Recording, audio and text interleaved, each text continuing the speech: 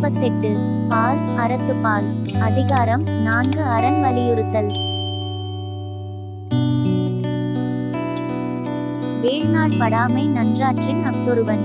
வாழ்நாள் வழியடைக்கும் கல்.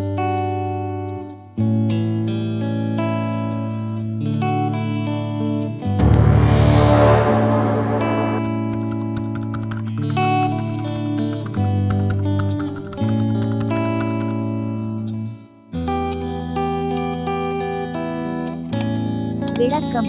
ஒருவன் அறம் செய்ய தவறிய நாள் ஏற்படாதவாறு அறத்தை செய்வானானால் அதுவே அவன் உடலோடு வாழும் நாள் வரும் பிறவி வழியை அடைக்கும் கல்லாகும்.